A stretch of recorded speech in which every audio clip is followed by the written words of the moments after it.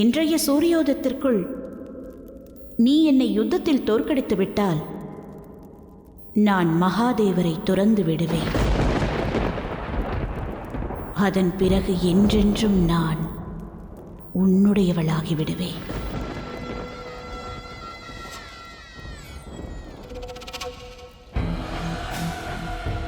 நன்றாக யோசி. தோல்வியடைவதால் எந்த பலனும் இல்லை. ஆனால் வெற்றி பெற்று விட்டால் நான் உனக்கு சொந்தமாகி விடுவேன்.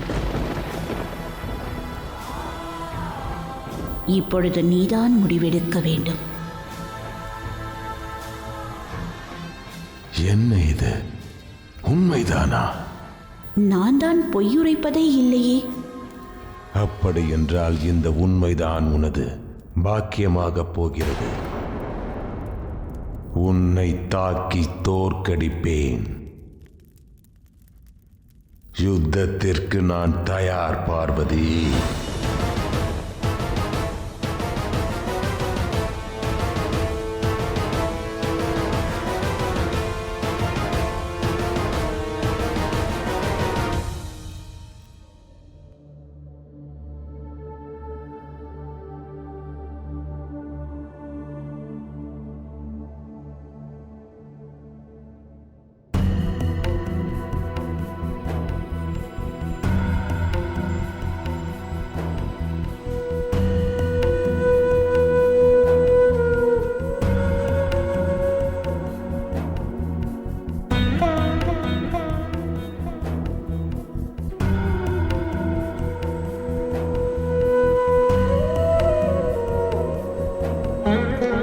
உனது அன்னை அங்கு கோபித்துக் கொண்டாள்.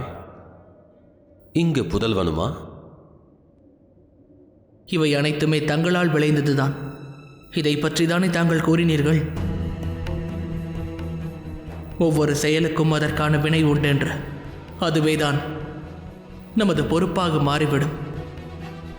தாங்கள் தாயார் சும்பனை கொள்வதை தடுத்தீர்கள். அதன் விளைவாகத்தான் தாயார் கோபமாக உள்ளார். அதன் விளைவாகவே தங்களின் புதல்வனும் சோகமாக உள்ளான். வானிலிருந்து மழை பொழிவது எதனால்?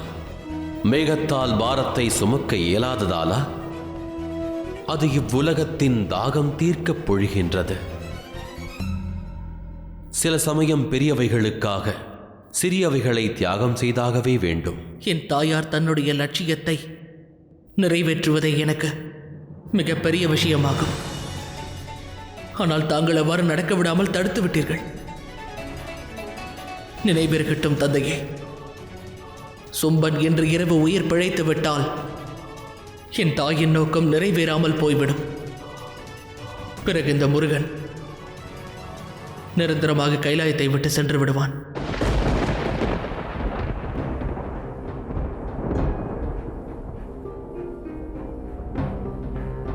நாம் ஆற்றும் ஒவ்வொரு செயலும் காலச்சக்கரத்தில் இணைக்கப்பட்டுள்ளது. கார்த்திகேயா, உனது முடிவின்படி நீ செயல்பட உனக்கு உரிமை உள்ளது.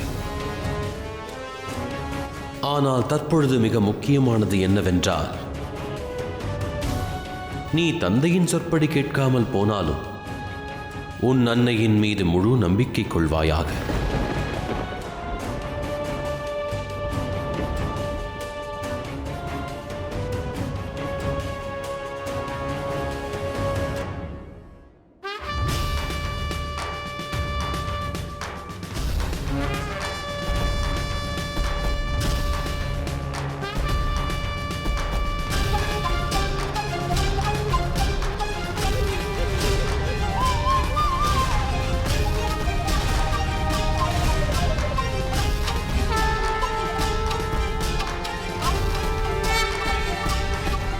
இவர்தான் எங்களது அரசன் சும்பன், மூ உலக வேந்தர், எப்போதும் எங்களை பாதுகாத்து வருபவர்.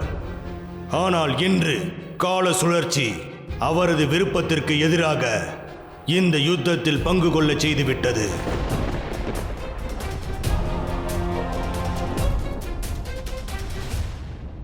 உனது அசுரப்படையினர் நீ ஏதோ சூழ்ச்சியில் மாட்டியுள்ளது போல் உணர்கிறார்களே சும்பா. ஆகையினால் உனது நிலையை அவர்களுக்கு தெளிவுபடுத்து. நான் என்னுடைய விருப்பத்தினால் தான் இந்த நேரத்தில் யுத்தம் புரிய வந்துள்ளேன். இல்லை மாமன்னா, நாளை சூரிய உதயம் வரை காத்திருங்கள்.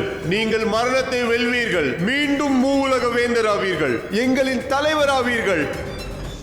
எனக்கு அந்த மூவுலகமும் வேண்டாம். உங்கள் அசுரர்களை பற்றிய எண்ணமும் எனக்கில்லை.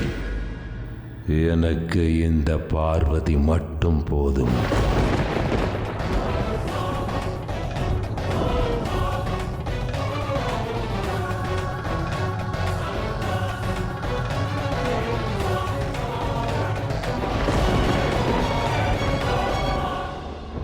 நினைவிருக்கிறதல்லவா தேவி? இந்த யுத்தத்தில் தோற்றுவிட்டால் நீ என்னவளாகிவிட வேண்டும்? ஒவ்வொரு பெண்ணின் நிலைமையும் இதுதான். அவள் ஒரு ஆணிடம் நிச்சயம் தோற்றாக வேண்டும்.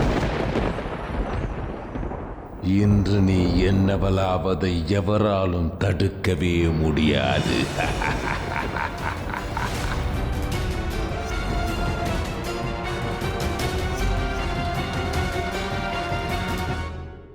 எப்பொழுதுமே ஒரு பெண்ணை தரக்குறைவாகவே நீ பார்த்துள்ளாய்.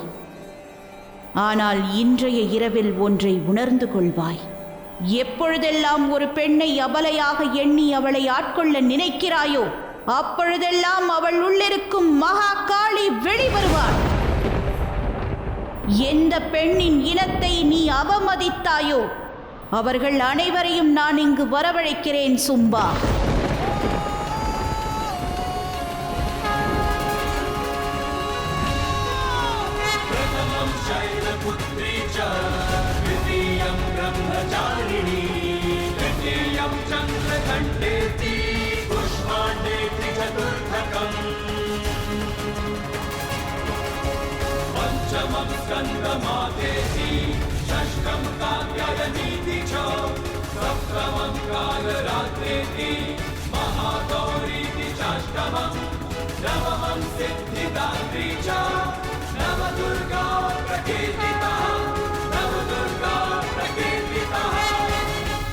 இது உண்மையில் அநீதியாகும்.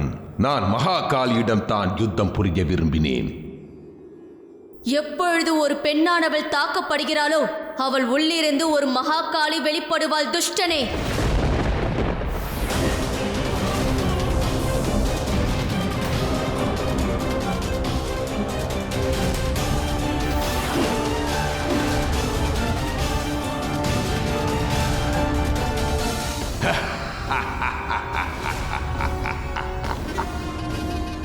அச்சப்பட்டு நீ நேரில் வராமல் இந்த ஒன்றுமறியா தேவியரை என்னிடம் அனுப்பியிருக்கிறாயா?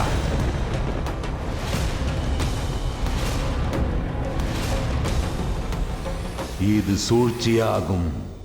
இது சூழ்ச்சி அல்ல சும்பா, உனது அழிவின் ஆரம்பமாகும். பெண்ணை அவமான சின்னமாக நினைக்கும் உனக்கு இன்று அந்த பெண்ணாலேயே அவமானம் ஏற்பட போகிறது.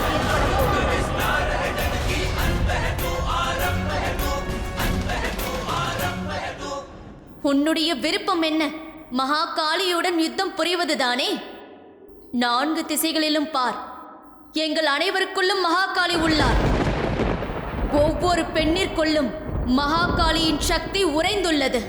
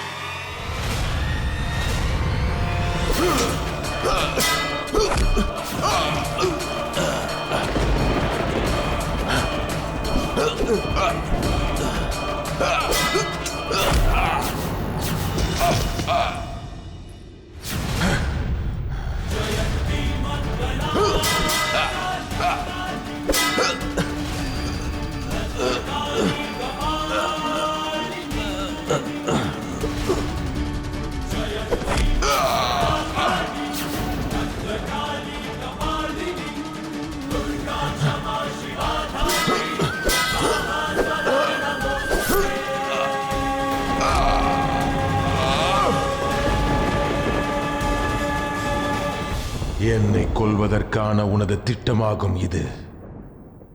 இந்த திட்டத்தை நான் வெற்றியடைய விட மாட்டேன். சூரியன் உதயமாகப் போகிறான். விடியும் வரை நான் உயிரோடு இருந்து விட்டால் பிறகு எனக்கு மரணம் என்பதே இல்லை. அதுவரை உன்னால் என்னை பிடிக்க இயலாது.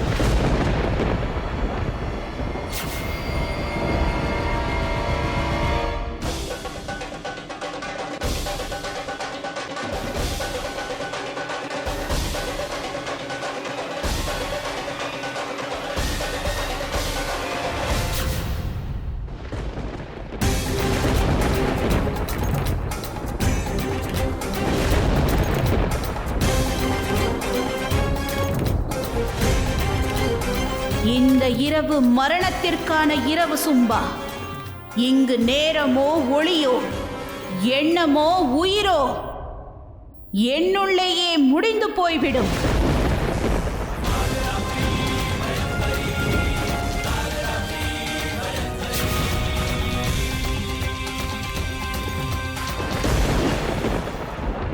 உன்னுடைய எந்த சக்தியும் உனக்கு உதவி புரியாது சும்பா. ஏனென்றால் இது மரணத்திற்கான இரவு. இன்று உனது அழிவின் மூலம் இந்த பிரபஞ்சம் ஒன்றை உணர்ந்து கொள்ளும். எவன் ஒருவன் ஒரு பெண்ணின் சக்தியை அவமதிக்கின்றானோ அவனது கதை முடிந்துவிடும் என்பதை அனைவரும் உணர்ந்து கொள்ள வேண்டும். ஒரு பெண்ணின் வேகத்தை உன்னால் உணர்ந்து கொள்ள முடியாது முட்டாளே. இன்று உனக்கு பெண்ணின் பெருமையையும் கடமையையும் இரண்டையுமே உனக்கு உணர்த்துவேன். ஒரு பெண் பார்வதி மட்டுமல்ல, அவள் மகா காளியாகவும் மாறுவாள். ஒவ்வொரு பெண்ணிற்குள்ளும் ஒளிந்திருக்கும் மகா காளியின் கடமையை இன்று நான் உணர்த்தப் போகிறேன்.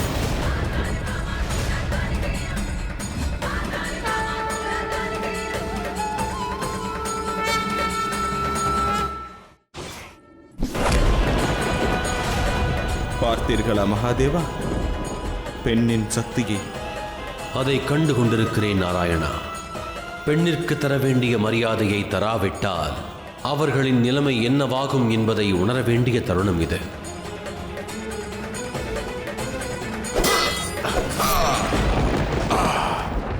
அந்தமும் நீயே.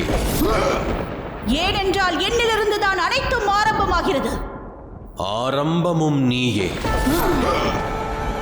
ஏனென்றால் ஒவ்வொரு அழிவிலிருந்து ஒரு புதிய யுகத்திலிருந்து புதிய பாதையை ஆரம்பிக்கிறேன். சப்தமும் நீயே. ஏனென்றால் சப்தம் ஆனந்தமாகும். நாதமும் அதுவே, பிரம்மமும் அதுவே. அழிவும் நீயே. அநீதி எப்பொழுதெல்லாம் தழைக்கிறதோ நான் அதை அழித்து விடுவேன். அணுவும் நீயே. இந்த பிரபஞ்சமே அணுவிலிருந்துதான் பிறக்கிறது. அனைத்திற்கும் ஆதாரமாக இருக்கும் அந்த அணுவும் நானே. பிரம்மாண்டமும் நீயே. அழிவிற்கு பிறகு அனைத்தும் என்னுள் அடைக்கலமாகிறது. ஆகையால் நானே பிரம்மாண்டம். கர்மமும் நீயே. மோட்சமும் நீயே. ஏனென்றால் என்னில் கலப்பதற்கு காலம் தேவைப்படும். அதுவே என்னுள் கலந்து விட்டால் அனைத்தும் ஒரு முடிவிற்கு வந்துவிடும். ஒளியும் நீயே. இருளும் நீயே. ஏனென்றால் தர்மத்திற்கான ஒளியை காட்டுபவளும் நானே. அதர்மம் எனும் இருளை ஒழித்து கட்டுபவளும் நானே. காளியும் நீயே. இந்த காளி காலனிலிருந்து உருவானவள். மகா காளியும் நீயே.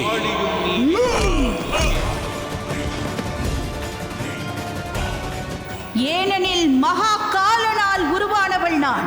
இன்றைய இரவில் உனக்கு மரணத்தை பரிசளிக்க வந்திருக்கிறேன் துஷ்டா. பெண் அமைதியின் வடிவானவள். அவள் ஒரு ரத்தின கல்லை போல அனைவருக்கும் ஒளியை தருபவளாக இருக்கிறாள். ஆனால் அவளையே நீ அவமதிக்க முற்பட்டால் அந்த பெண்ணானவள் எதையும் மறுக்கும் ஒரு வைரமாக மாறிவிட துணிந்து விடுவாள். ஆம், நான் மகா காளியாவே. நான் கோழையல்ல, ஒரு வீராங்கனை. தர்மத்தின் வழியில் செல்பவர்களுக்கு நான் அருள் புரிவேன். ஆனால் உன்னை போன்ற துஷ்டர்களுக்கு நான் அழிவையே தருவேன். காளியும் நானே, மகா காளியும் நானே.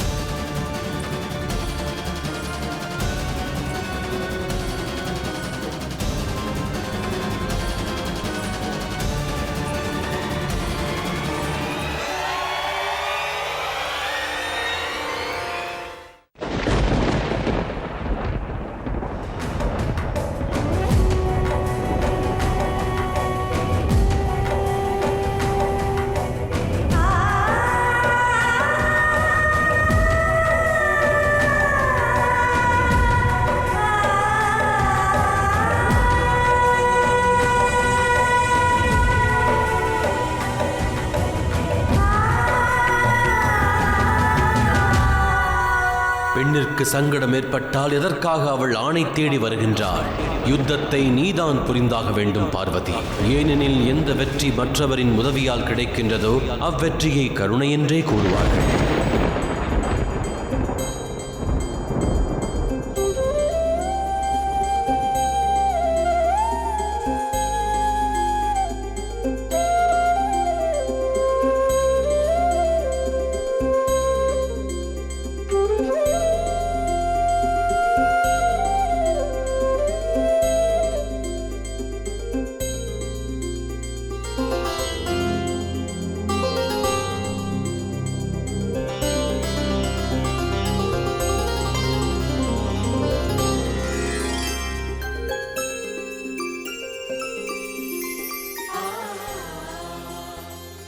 என்னை நான் உணர்ந்து கொள்ள தாங்கள்தான் உறுதுணையாக இருந்தீர்கள். இத்தனை நாட்களாக ஒரு எல்லைக்குள் முடங்கி கிடந்த என்னை பெண்ணானவள் எல்லையற்றவள் என்பதை உணர்த்தினீர்கள். இன்று இரவு தடுத்தீர்கள். ஏனென்றால் சும்பனை நான் வெல்வதற்கு முன்பு அவன் சூழ்ச்சியை வென்றாக வேண்டும். அதுபோல் சும்பனின் உயிரை பறித்தாலும் என் வழியில் எந்த தவறும் இருக்கக்கூடாது. இப்பொழுது தங்கள் வழியிலேயே சும்பனின் கதை முடிந்துவிட்டது.